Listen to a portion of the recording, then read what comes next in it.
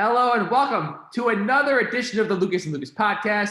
Lucas Frankel in Connecticut, Mike Lucas down in Texas, where it's usually really, really hot, usually like the 70s or 80s year round, but it's not like that today. Mike, what the hell is going on in Texas?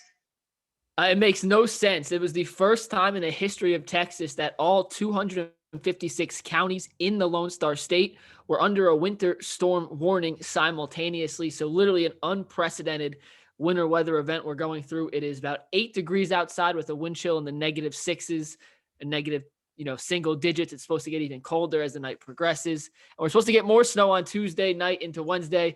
And let me tell you this, Texas does not know how to deal with snow. There are not snow plows down here. There are not salt trucks.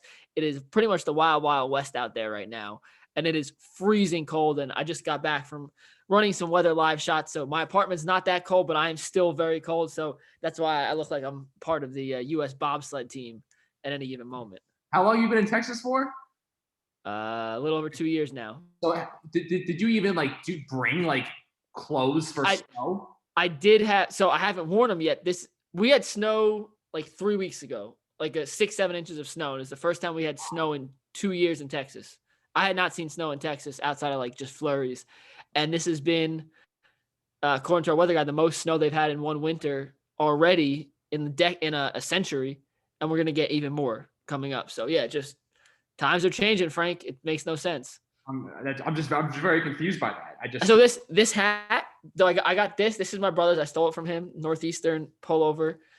This hat I got in New Jersey when I went home for Christmas. My gloves, which are right here, brought them from New Jersey. I didn't have them, and I was screwed the first snow event. So I was more prepared this time, and it's still freezing cold. And I will tell you this, Frank, the cold did not bother me when I was in Boston or New Jersey. Now I'm a wuss to the cold. 40 degrees feels like sub-zero temperatures, and now sub-zero temperatures feels like you just put me in an ice box with no escape. So I'm not handling this well at all. So is this the case of on Wednesday it's going to be 70 degrees and sunny? Is that what happened? They're expecting 60-degree temperature on Sunday. So Sunday, so you got a little bit of time. So we have one more winter storm coming. Tuesday night into Wednesday, we're supposed to get more snow, more freezing rain and ice and sleet. And the issue is the roads, they're not cleared. I can show you that I live off a main road. It's still covered in 2 inches of snow and ice underneath. That's the dangerous part, not to get into a weather podcast and take away from sports, but Texas does not have any means to clear roads, and that's the most dangerous issue of all. I'm just so confused. And the reason I'm wearing the hat, guys, this is what my hair looks like right now. It's a disaster. I had to wear the hat when I was outside, so we're gonna stick with the beanie look. Also, it helps me block out some of Frankel's bad takes, so sticking with it. All right, so let's get into actual sports here. We didn't get a chance to talk about it last week. I was on vacation in warm, sunny Florida, where hopefully it will never snow. Maybe it started in the Jacksonville area, but I can't imagine Florida. So I view Texas the way I view Florida, as in the sense of it's always 80 degrees and sunny, and I just can't believe that. Whatever. Either way, so the Patriots won their. The Patriots. The Buccaneers won the Super Bowl. So frazzled. Tom Brady got his 7th ring, and Mike, I just gotta tell you, I'm stunned that he went to Tampa and he did that, and I have so much respect for Brady. All I want to do is buy a Brady jersey and Brady T-shirts and Brady hat. I'm really considering delving into this TB12 method, whatever he's got going on there, because what he's been able to do at the age of 43. You see Antoine Winfield Sr. hugging his son. Brady's 2 months younger than Antoine Winfield Sr., whose son is a safety for the Buccaneers. It's just none of it makes any sense. And what 2 months? No, the deuce. Got to find $8,000 for throwing the deuce. Yeah, that's a whole other conversation, which is that's just not worth my time, not worth your time. I don't want to talk about him being fined for that, because it just there's nothing to talk about it. Can I tell you what pisses me off about Brady real quick? While you're giving him a love fest, I think what pisses me off about Brady most is that I like him now. Is that he went from being on the Patriots this unlikable figure in my mind to now him going to Tampa Bay, embracing Gronk and bringing everyone in the way he did. He's so likable, and it made me realize that maybe all these years I didn't actually dislike Tom Brady. I just disliked New England fans. And to see those people on Twitter that we went to school with, Frankel, celebrate this Buccaneers Super Bowl as if it was their own because Brady and Gronk were in it, drove me up a wall. I don't know how you feel about that, but Patriot fans should not be claiming this Tampa Bay Super Bowl as one of their own. You could be happy Brady won, but shut up about it. It's not your team. Your team sucked. It didn't make the playoffs. Shut up, go away, hide like the rest of us do when our teams aren't in the Super Bowl. And I think that frustrated me more than anything else. But good for Brady. I think he's really likable. I love him. And to the Boston fans, like they're just when their team's not good, they don't know how to handle themselves. And so they just like freaking Tom Carroll, freaking like gravitating towards Brady, like acting like this is his championship. Yeah, that is asinine and out of line. Drives me nuts. I wasn't gonna call out names, but drives me up the damn wall. It is not your championship. It's not. It's Tampa Bay. It is not New England's. But for Brady though, I mean, unbelievable. I'm subscribing to the TB12 method because if he can do that at that age, then who knows what the possibilities start and end with that. It's the most amazing feat I've ever seen. You can get into whether he's the greatest athlete all you want. What did you make of his boat celebrations? He seemed to be having a pretty good time out there in the Tampa Bay waterfront. Listen, if I just won the damn Super Bowl at 43, you best believe I'd be stupid drunk the next day. I don't get why anyone had an issue with this. They won the Super. Now, the only issue I could see is we're in a pandemic and some of the proper protocols that they're encouraging everyone else to follow weren't being followed. I get that and take that out of the equation. For the first time in his life, Brady did it without Belichick, without the Patriot way, without all the things that encompass what has made that organization so great for the last 2 decades. And it felt like for the first time we saw Brady truly let loose and kind of say like, F y'all, I did it. This is me. This is what I just did. And it was awesome. I loved it. I thought he looked like Alex Pappas when he was drunk getting carried through the hallway with Ryan Griffin, like leading him. That was Alex Pappas to a T. Now I know where Pappas gets his drunk walk from. Somehow he had the future foresight to see that that's how his favorite player walked. That's how he was going to walk. I had no issue with it. I thought throwing the trophy was awesome. I know you want to talk about Karen Lombardi, the daughter of the first Lombardi silversmith or blacksmith. That lady needs to go crawl in a hole. There are so much bigger things to worry about. Shut up. No one cares what you have to say besides to laugh at you on Twitter. And I thought it was awesome. Good for them. And I wish I could have been part of it. I think what sort of made me realize this about the Patriots and the whole Brady thing is that Belichick is the worst. And he's the one that I can't stand. And that just is, my hatred is directed toward him. I was never angry at Brady because that was a whole Belichick operation. And I love the fact that Brady goes out there and wins without Belichick because that just shows that as much as Patriots fans or whoever probably want to hear that, Brady was the straw that stirred that drink. And Belichick without Brady is just another coach. He's a jack. I'm gonna hit pause on that. Why? Look, he's under 500 without Brady. They had maybe the worst roster in football this year, and he at one point had them in the playoff contention, the playoff race, which is a testament to its own right. But every great coach has had a great quarterback. Well, yeah, I know, yeah. There's you go down the list and Montana Walsh. Brady doesn't become Brady without Belichick, and Belichick isn't Belichick without Brady. They go hand in hand, and anyone who tries to say they could have been the greatest ever without the other, you're just not right. It's never been proven that a coach can consistently win. I don't know why that came up so poorly, but a coach has never proven he can consistently win without a good quarterback. That's why you see so many guys shuffling the Staffords and the Goffs and the Wentzes and the Rivers of the world, because if you don't have that guy under center, doesn't matter who's calling the plays. If he can't complete the pass, you're in trouble. By the way, this was the most likable Tom Brady has been probably in his whole career. Just seeing him out there on those boats and partying with those Buccaneers players was, I mean, you cannot love that. How do you not sit there and love that? And for the record, real boats are better than duck boats. Just want to put that on the record. Real boats over duck boats. Okay. All right. I'm not sure what that means. But the big thing here after that was you mentioned the silversmith. I believe her name is Lorraine Gross. Does that sound right? I don't know how to pronounce her last name. Yeah, because it's such a gross statement for her to make that her great-granddad was rolling in the grave. So she goes out there and speaks to a Tampa news station or Fort Myers news station. She is the daughter of Greg Goes, or Greg, I don't know, however you want to pronounce it, Gross or Goes, or however you want to pronounce it. Crafted the first ever Lombardi trophy. I'm not even sure what year that was, because it couldn't have been the first Super Bowl, because you can't have the Lombardi trophy whenever it was. So what, I don't know. I don't even know what year that happened. Either way, so this dude who crafted the first ever Lombardi trophy, his daughter called Brady's trophy toss a disgrace, said that she lost sleep multiple nights, and requested an apology from Brady and from the fans. And it was the single greatest video ever made, ever released. She's absolutely. She was so serious. Dead serious. The lack of respect displayed by Brady in that moment was truly a disgrace. That's a trophy that you need to be handled with respect. And the fact that she is the only person out there speaking the truth is it's blasphemous, honestly. You agree with her?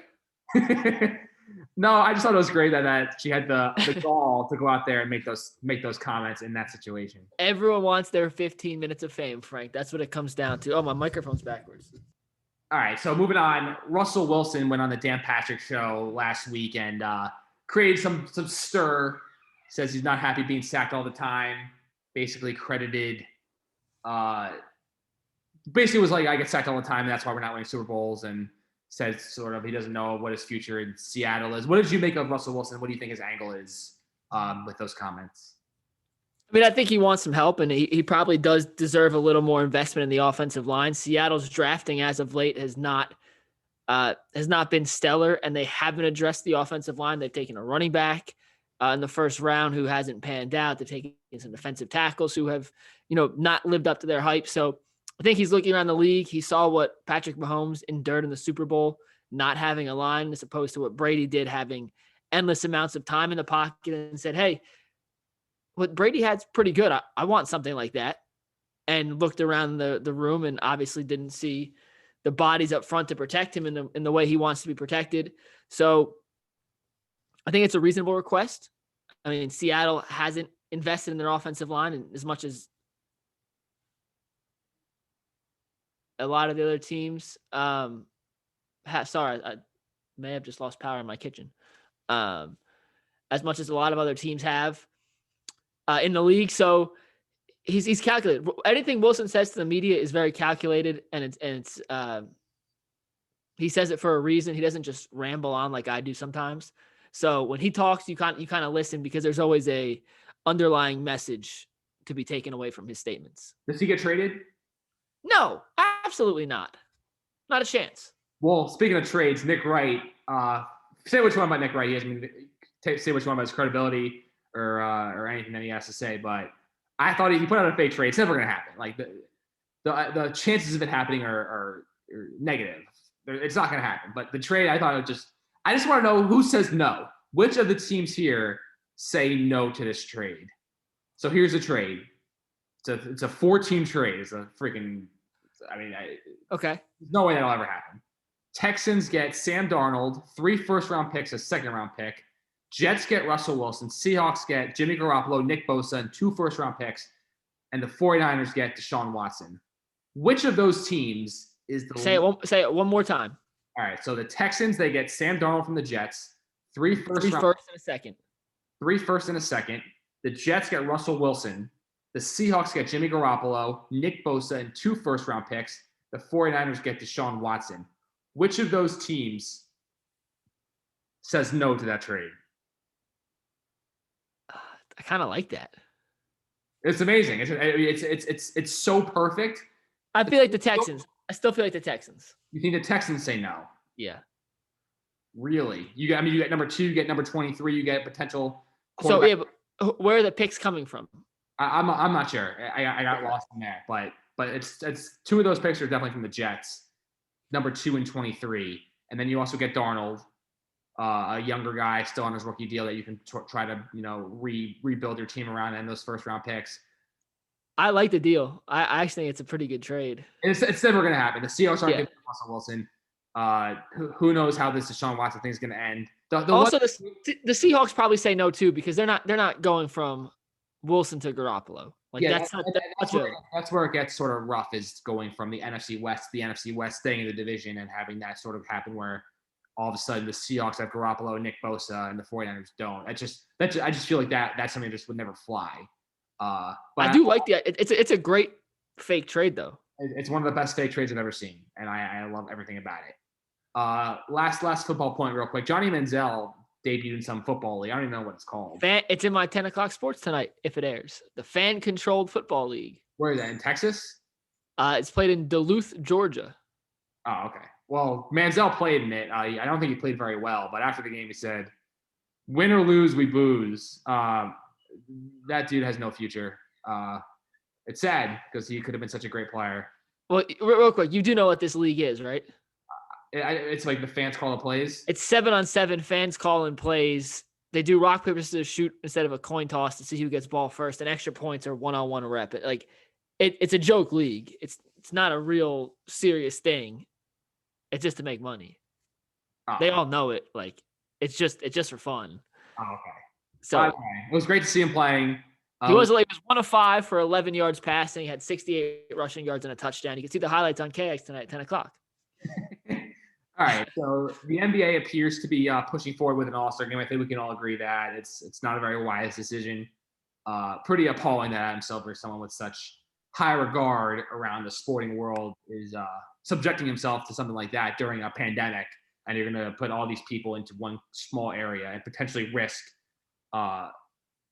basically ruining your whole season to try to squeeze in an All-Star game. I really don't understand but yeah, you say that, but like the cost is of having all those cancellations and having to like rework the whole schedule. Is it worth it? I don't think it is worth it. And you say money, but whatever. It's not worth talking about because at the end of the day, they shouldn't be having the All-Star game. If LeBron's against the All-Star game is not going to happen. And that's pretty much where I stand on that situation. Whatever the NBA is, whatever LeBron James wants. But that being said, I agree with you for the record on all of the above. Yeah, it's a non-arguable point. Is basically what it comes down to. And you can't argue. There's no counterpoint to it, and that's that. Either way, so Tuesday is the deadline to vote for the All-Star Game starters, and here's who I would vote for in the Eastern and Western Conference. You tell me if you have any disagreements or objections. Okay. So in the Eastern Conference, here are the starters. No, screw the positions. Don't even worry about it. I know I try to skew it towards that, but don't be like, oh wait, you can't. Don't even give me that. So here it is: James Harden, Bradley Beal, Giannis, Kevin Durant, and Joel Embiid. Those are your 5 starters in the Eastern Conference. Do you have any objections to those 5? Yes. I think there's 6 starters in the East for 5 spots. I feel the same way in the West. I think you put Jaylen Brown in there with Bradley Beal. That's the one Jaylen I think Brown you could. Harden. Or Harden, yeah. Of those 3 guards, Brown's the 6th guy that has a legitimate case to be a starter. But I agree. Those are the top 6 players without a doubt.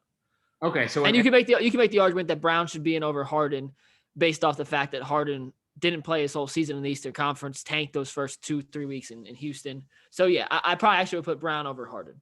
All right, and in the West, I got Steph Curry, Dame Lillard, LeBron, Kawhi, and Jokic.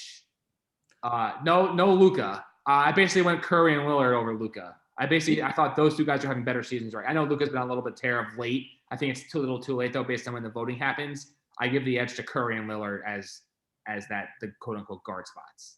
I would actually agree with you. I think you could flip Luka and Lillard. I think Curry's a lock.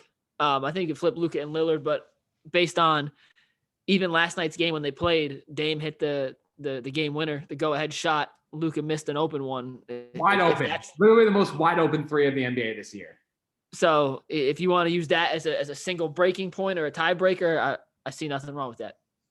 So Stephen A. Came out on Monday. Anthony Davis is actually going to miss 2 to 3 weeks with a calf strain. They said probably coming back after the All-Star game. Stephen A.'s initial comments were that the Nets are going to win the title with Anthony Davis if he's not 100% or not himself. Obviously, I have no idea how serious this is. Obviously, the Lakers are sort of the word is they're being cautious and just playing it safe and hoping that this time off will cure him. However, then that was my first thought. If Anthony Davis is not 100% and not the Anthony Davis that drops 35 and 10 a night, then yeah, the Nets could beat the Lakers. Absolutely. But the Nets will probably screw it up and they still got to deal with Joel Embiid. And who knows? Maybe they'll get Andre Drummond. to defend Joel Embiid because now the Pistons or the Cavs aren't playing him until he gets traded, and the Pistons aren't playing Blake Griffin. What a fall from grace until he gets traded. So it's a whole bunch of stuff going on in the league right now. But I love Stephen A's take. The Nets, I think the only real roadblock for them is keeping everybody healthy and on the court, and then defending Joel Embiid and Anthony Davis. That's really all it comes down to, and whether they'll win the title this year or not. No, and I watched the entire game on Saturday against the Warriors. Great game. Just like that's what we wanted to see from this team. I know Durant was a little off, but like Harden, the way he was just dishing and wishing and looking like magic. Kyrie picking his spots, and when he decides to I mean, it's crazy that my biggest takeaway from that game, Frank, was Bruce Brown was so good in that DeAndre Jordan role, and they can't do that every game. You can't do that every game because the Warriors don't have a traditional big, and if they do, well, they do. Wiseman was hurt, but that's what I mean. In that game, they didn't. So you can get away with playing, but he was so good in that role, like so good. And he's such a good cutter, and he's really good defensively. And I think he has to play more. I just think he's a really good basketball player, and he can kind of fit in without having the ball and still be effective. Secondly, with now Harden being the bona fide point guard of this team, there are stretches where you're like, I forget Kyrie's on the floor, but then all of a sudden he has back-to-back possessions where he crosses up Draymond and finishes in traffic and hits a little step back, and you're like, holy crap, that guy didn't touch the ball for 7 possessions in a row, and then has the ability to drop 6 points like that in a minute. And that's an option. It's an option most teams don't have. And Mark Jackson used the term wizardry.